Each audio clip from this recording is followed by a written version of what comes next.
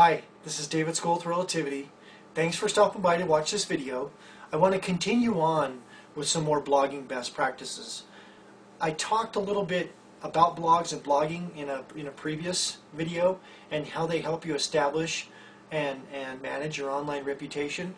And I just want to go over some of the best practices when it comes to blogging to ensure that you're being perceived correctly, okay, and that your blogs are the most effective blogs that they can be. Starting with something very simple, your blog posts don't need to be excessively long. In fact, the longer they are, the harder they are to read. People don't like long stuff on the internet. They're looking for information now. They want it quick. And if it takes them more than 30 to 45 seconds to read, they're going to have to commit. And depending on where you're trying to steer these people with your communication, that may be ineffective.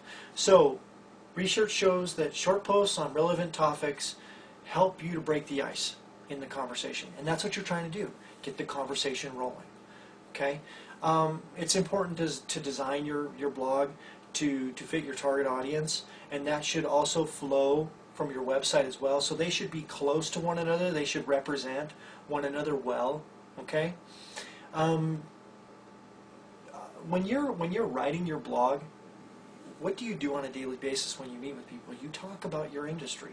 You talk about the best practices in your industry. You talk about what you can do and what you can do with people and for people. Okay?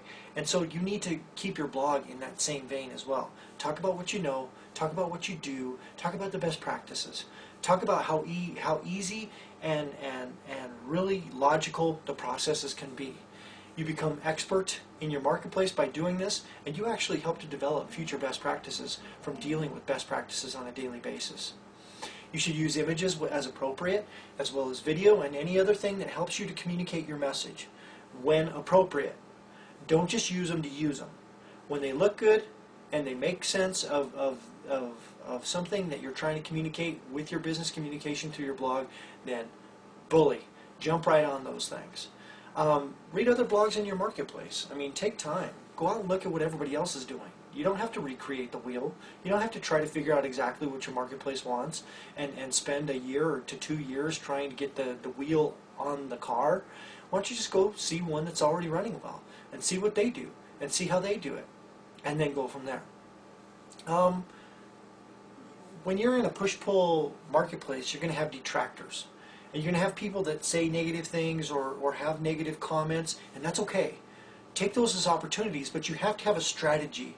And my main strategy for a detractor is to accept their comments, and I always have the moderate feature turned on so that I can moderate all the comments to make sure that they're not just comments based on competitive types of immature behavior.